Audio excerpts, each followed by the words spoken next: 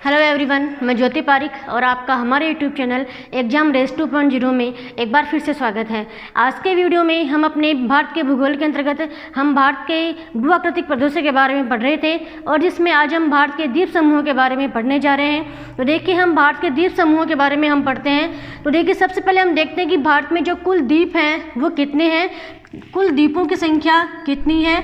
तो भारत में जो कुल द्वीप हैं वो है 247, जिनमें से कुछ द्वीप हैं अरब सागर में, कुछ अरब सागर में स्थित हैं, कुछ बंगाल की खाड़ी में स्थित हैं, बंगाल की खाड़ी में, और कुछ द्वीप हैं वो मन्नार की खाड़ी में भी स्थित हैं, मन्नार की खाड़ी में। ठीक है, इस प्रकार से हम भारत के जो द्वीप समूह हैं उनको हम दो भागों में विभाजित करते हैं। पहले हमारे हैं लक्षद्वीप और दूसरे हैं बंगाल की खाड़ी के द्वीप। पहले हैं लक्षद्वीप समूह और दूसरे हैं बंगाल की खाड़ी के द्वीप, बंगाल की खाड़ी के द्वीप।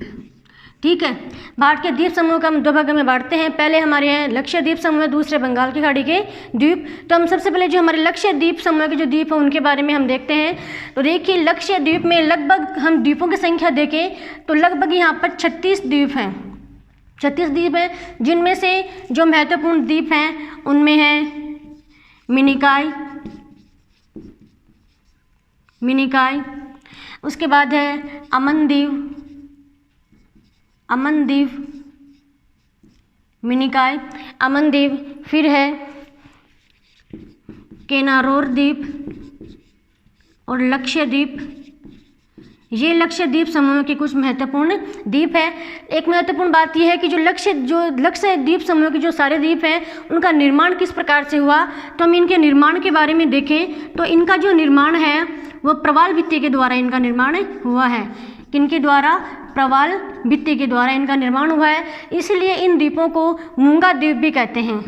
मूंगा द्वीप भी इन लक्षद्वीप समूह के द्वीपों को कहते हैं, क्योंकि इनका जो निर्माण है वो प्रवाल भित्ति के द्वारा किया गया है।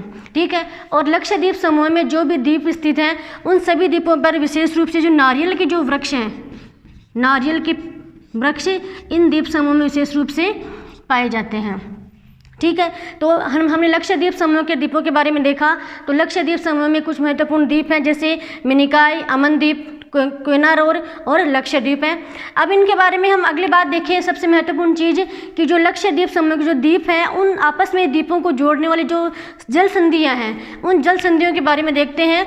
और विशेष रूप से जो जल संधियाँ हैं उन जल संधियों से ही एग्जाम में अक्सर क्वेश्चन पूछे जाते हैं। तो देखिए, हम देखते हैं जो लक्षद्वीप समूह है उनमें कौन कौन सी जल संधियाँ हैं, कौन कौन से द्वीपों को जोड़ने वाली। तो देखिए, हम सबसे पहले दक्षिण से देखें तो यहाँ पर दक्षिण में एक देश है मालदीव।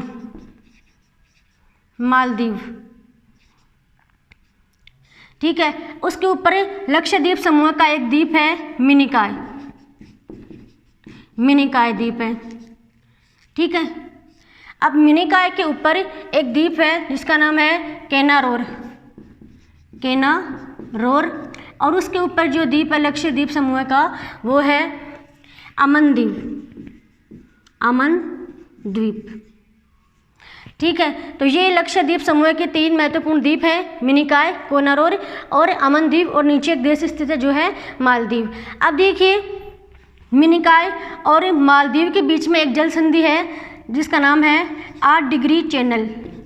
8 डिग्री चैनल स्थित है। मतलब जो 8 डिग्री चैनल है वो किन किन को जोड़ता है? मालदीव और मिनिकॉय को आपस में जो चैनल जो जोड़ता है जिसका नाम क्या है? 8 डिग्री चैनल। अब उसके बाद में केनारोर द्वीप और मिनिकॉय द्वीप को जो आपस में जोड़ता है जिस चैनल का नाम है 9 डिग्री चैनल। 9 डिग्री चैनल किन किन को आपस में जोड़ता है? केनारोर और मिनिकॉय द्वीप को। उसके बाद में अमनदीप और केनारोर को जो आपस में जोड़ता है वो है 11 डिग्री चैनल। ठीक है, मतलब अमनदीप और केनारोर को जो आपस में जो जल संधि जोड़ती है जिसका नाम है 11 डिग्री चैनल। फिर केनारोर और मिनिकॉय को आपस में जो जल संधि जोड़ती है जिसका नाम है 9 डिग्री चैनल। उसके बाद मिनिकॉय और मालदीव को आपस में जो जल संधि जोड़ती है जिसका नाम है 8 डिग्री चैनल। इस प्रकार से 8 डिग्री चैनल, 9 डिग्री चैनल और 11 डिग्री चैनल, ये तीनों जो जल संधि है वो कौन से द्वीप में स्थित है?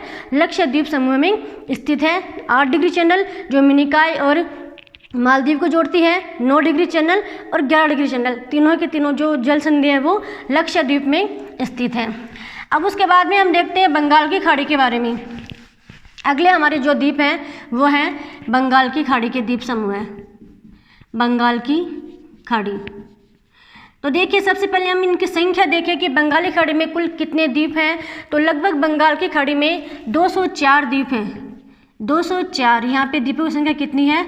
204 द्वीप है यहाँ पर, ठीक है। अब उसके बाद में हम देखें कि इनका जो निर्माण है वो किस प्रकार से हुआ है। इनके निर्माण के बारे में हम देखें तो इनका जो निर्माण है वो विशेष रूप से जो नदियों के द्वारा बहा कर लाए गए जो अवसाद है उस अवसाद के जमाव के कारण इन द्वीपों का निर्माण हुआ है। मतलब दक्षिण भारत की जो नदियाँ हैं वो दक्षिण भारत से बहकर आती है और बंगाली खाड़ी में जब गिरती है तो अपने साथ बहुत बड़ी मात्रा में मलबा बहा कर लाती है और उस अवसाद को वह समुद्र में जमा करती है और उसी के द्वारा उसी निक्षेपण के जमाव से ही द्वीपों का निर्माण हुआ है।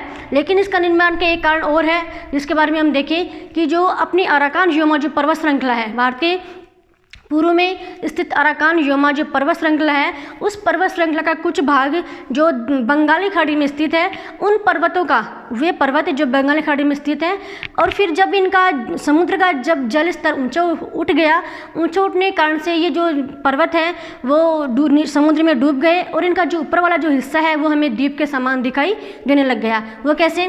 देखिए हम अराकान योमा पर्वत श्रृंखला के कुछ छोटे छोटे पर्वत हैं, वो इस तरीके से समुद्र का जल स्तर ऊपर उठने से वह समुद्र में पूरी तरह डूब जाते हैं। लेकिन इनका जो कुछ ऊपर उठा हुआ जो भाग है, इनका ऊपर उठा हुआ यह भाग है वो हमें द्वीप के समान दिखाई देता है। इस प्रकार से बंगाली खाड़ी में जो द्वीप समूह स्थित है वो हमें वास्तव में ये जो द्वीप है वो क्या है?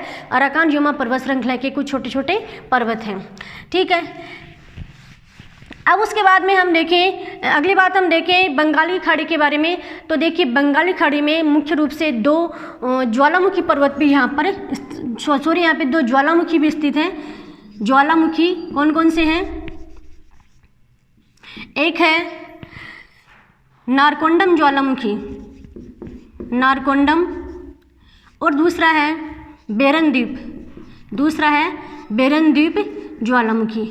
अब जो नारकोंडम जो ज्वालामुखी है वो है प्रसुप्त ज्वालामुखी, प्रसुप्त ज्वालामुखी, और जो बेरनद्वीप है वह है सक्रिय ज्वालामुखी, सक्रिय ज्वालामुखी।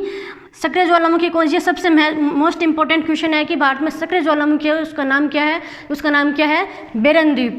मतलब भारत में एकमात्र सक्रिय ज्वालामुखी स्थित है जिसका नाम है बेरनद्वीप। और इसके अलावा एक और ज्वालामुखी है नारकोंडम जो प्रसुप्त ज्वालामुखी है, लेकिन सबसे महत्वपूर्ण है बेरनद्वीप जो एक सक्रिय ज्वालामुखी है, ठीक है। ये भी दोनों बंगाल की खाड़ी में ही स्थित है। उसके बाद हम देखें कि अंडमान और निकोबार जो द्वीप समूह है वह भारत का सबसे बड़ा द्वीप समूह है। कौन सा? अंडमान निकोबार है जो भारत का सबसे बड़ा द्वीप समूह है। कौन सा है? अंडमान निकोबार द्वीप समूह है। अंडमान निकोबार द्वीप समूह है जो कहाँ पे स्थित है? बंगाल की खाड़ी में। अब उसके बाद हम अंडमान की जो सर्वोच्च ऊंची चोटी है उसके बारे में देखें तो सबसे ऊंची चोटी है अंडमान की जिसका नाम है सैडल पिक, सैडल पिक। ये है अंडमान की सबसे ऊंची चोटी। और निकोबार की सबसे ऊंची चोटी है उसका नाम है धुलियार, उसका नाम है धुलियार। मतलब अंडमान निकोबार जो द्वीप समूह है वो भारत का सबसे बड़ा द्वीप समूह है जो बंगाल की खाड़ी में स्थित है। और अंडमान का सबसे ऊंची चोटी है जिसका नाम है सैडल पिक, और निकोबार की सबसे ऊंची चोटी है जिसका नाम है धुलियार, ठीक है। यहाँ तक हमने देखा।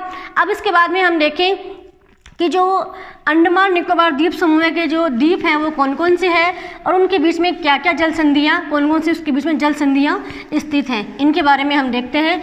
तो देखिए अंडमान निकोबार द्वीप समूह में सबसे ऊपर जो द्वीप है वो है कोको द्वीप, कोको द्वीप जो म्यांमार में स्थित है, कोको द्वीप। उसके बाद में है उत्तरी अंडमान, उत्तरी अंडमान।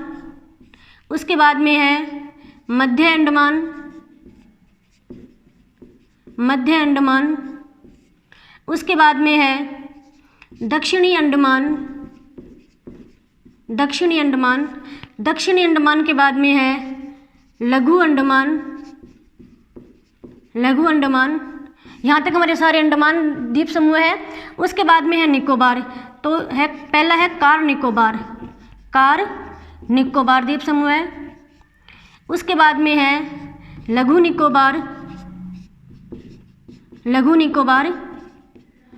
और लघु निकोबार के बाद में है ग्रेट निकोबार, ग्रेट निकोबार। ठीक है।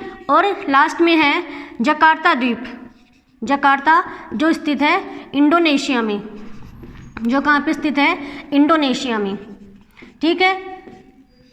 ये है भारत के अंडमान निकोबार द्वीप समूह के प्रमुख द्वीप कौन कौन से हैं। सबसे ऊपर है कोको द्वीप जो म्यांमार में स्थित है। अब कोको द्वीप के बाद में है उत्तरी अंडमान, मध्य अंडमान, दक्षिणी अंडमान और लघु अंडमान। उसके बाद में अगला द्वीप है कार निकोबार, लघु निकोबार, ग्रेट निकोबार और सबसे अंत में है जकार्ता द्वीप जो इंडोनेशिया में स्थित है।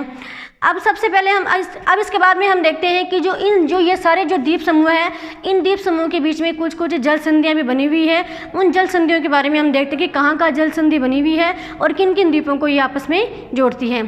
तो देखिए सबसे पहले कोको द्वीप और उत्तरी अंडमान, यहाँ पर एक जल संधि बनी हुई है जिसका नाम है कोको चैनल, कोको चैनल। ठीक है।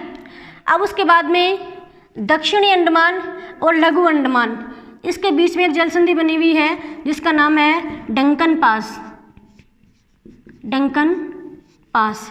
अब लघु अंडमान और कार निकोबार, इन दोनों को बीच में, इन दोनों को जोड़ने वाले, इन दोनों के बीच में जल संधि बनी हुई है जिसका नाम है 10 डिग्री चैनल, जो एक महत्वपूर्ण जल संधि है जो किसको जोड़ती है, एग्जाम में मोस्ट इम्पोर्टेंट के एग्जाम की दृष्टि से मोस्ट इम्पोर्टेंट जल संधि है, बहुत बार पूछी जाती है, जिसका नाम है 10 डिग्री चैनल। और यह किन किन को जोड़ती है, लघु अंडमान और कार निकोबार को, मतलब लघु अंडमान और कार निकोबार को जोड़ने वाली जो जल संधि उसका नाम क्या है, 10 डिग्री चैनल। ठीक है। अब उसके बाद में अगले ग्रेट निकोबार और जकार्ता, ग्रेट निकोबार और जकार्ता को आपस में जोड़ने वाली जल संधि है उसका नाम है ग्रेट चैनल।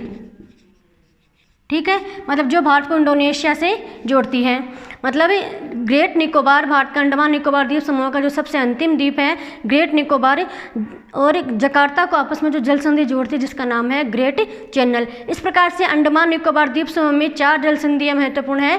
कोको चैनल जो कोको द्वीप और उत्तरी अंडमान को जोड़ती है, उसके बाद में डंकन पास जो दक्षिणी अंडमान और लघु अंडमान को जोड़ती है, उसके बाद में 10 डिग्री चैनल जो लघु अंडमान और कार निकोबार को जोड़ती है। ठीक है। अब उसके बाद में है ग्रेट चैनल जो ग्रेट निकोबार और जकार्ता को आपस में, मतलब इंडोनेशिया को आपस में जोड़ती है। ठीक है। इस प्रकार से ये सारे द्वीप समूह है, अंडमान निकोबार द्वीप समूह के सारे द्वीप हैं और ये इन द्वीपों के बीच में बनी हुई ही जल संधियाँ हैं। ठीक है। तो आज के वीडियो में हमने जो हमारा जो भारत के जो भूआकृतिक स्वरूप थे इनके बारे में हमने कंप्लीट पढ़ लिया है। इनके जो भारत के भूआकृतिक स्वरूप में सारे हमने पार्ट किए थे वो सारे पार्ट आज हमारे कंप्लीट हो गए हैं और नेक्स्ट वीडियो में हम एक नया टॉपिक लेके आएंगे। तब तक के लिए धन्यवाद।